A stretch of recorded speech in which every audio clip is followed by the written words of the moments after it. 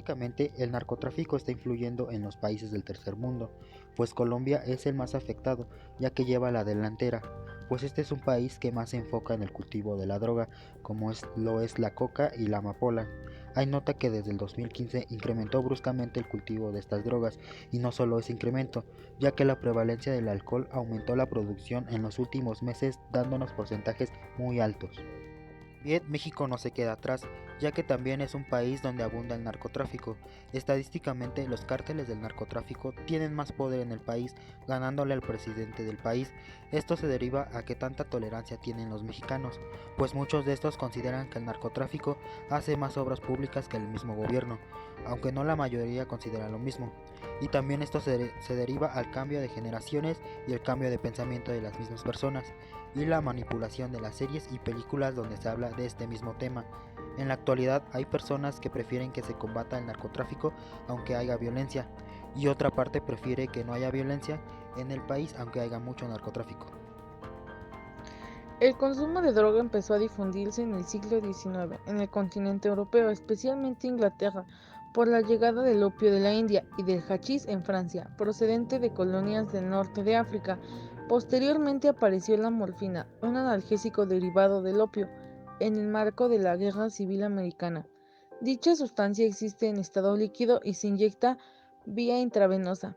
Nos trasladamos al continente americano para comprender el origen de las drogas más consumidas y comercializadas a finales del siglo XIX y principios del siglo XX. La cocaína proviene de la hoja de coca, que posee un potente efecto estimulante. El origen del consumo de cocaína se remonta a 1750 en Europa. La planta de coca llega a Europa por medio de alguna expedición. El primer país donde fue comercializada fue en Estados Unidos desde 1885. Para el caso de Colombia, el narcotráfico surgió a través de estructuras mafiosas, las que poco a poco fueron capturando el sistema político y económico del país.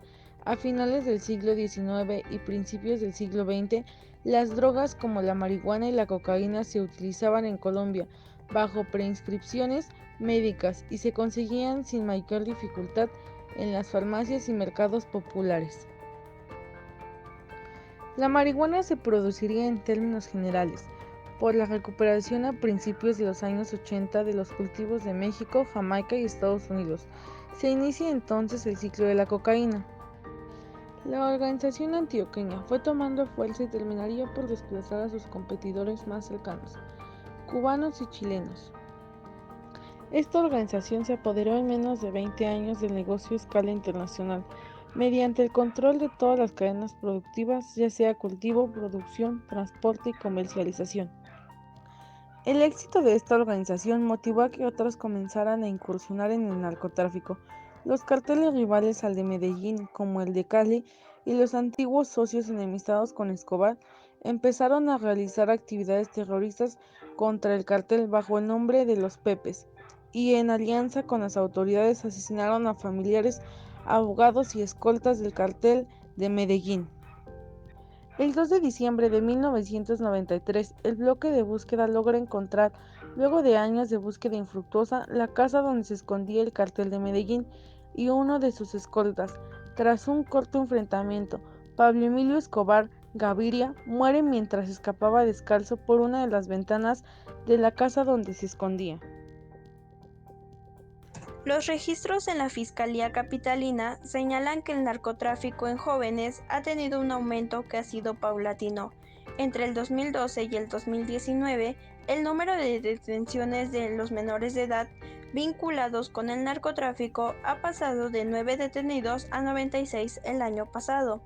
Especialistas en seguridad coincidieron en que los factores como el consumo de drogas, así como las ganancias que se obtienen por su venta, son los principales para que los menores terminen sumándose a las filas del crimen organizado. Pueden iniciar por varios motivos, porque ven una facilidad de hacerse de mayores recursos con cierta rapidez. También muchos de ellos inician como usuarios de drogas y luego se transforman en vendedores. La misma edad es un factor para que los menores decidan de manera impulsiva sumarse a actividades criminales.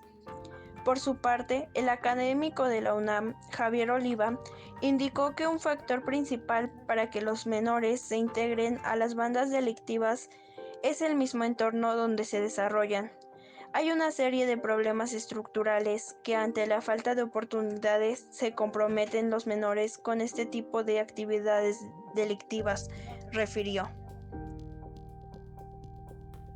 El narcotráfico y sus afectaciones. México comenzó una guerra contra el narcotráfico en diciembre de 2006, cuando Felipe Calderón toma posesión como presidente electo de los Estados Unidos mexicanos y decide hacer frente a los cárteles de la droga posicionados en su país con la promesa de que las cosas podían cambiar. En efecto, cambiaron. Desde entonces se calcula que ha habido más de 150,000 muertos y más de 28,000 desaparecidos a consecuencia de esta gran guerra. Se presume que este número de víctimas pertenece a los malos y héroes caídos, pero cada día se suman a esta cifra civiles que se ven atrapados en fuego cruzado o son obligados a pagar cuentas.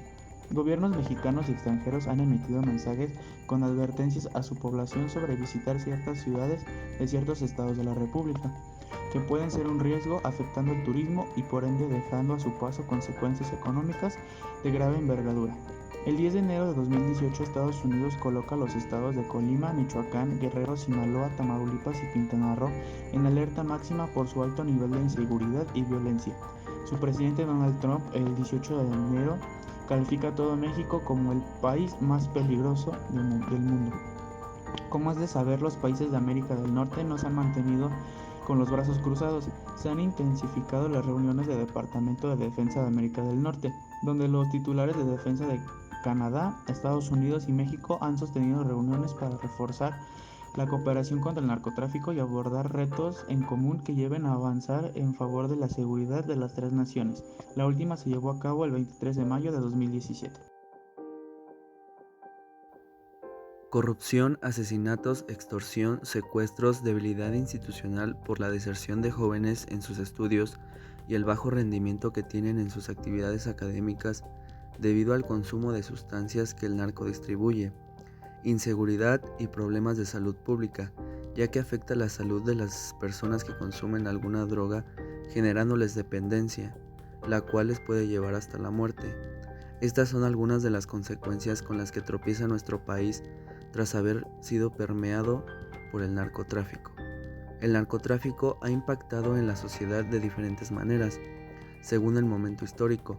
En la actualidad, una de sus funciones ha sido inducir u obligar a ciertos sectores sociales vulnerables, en especial a los jóvenes, a trabajar para los diferentes cárteles que existen, incentivándolos con dinero fácil, también estos siendo sus mayores consumidores.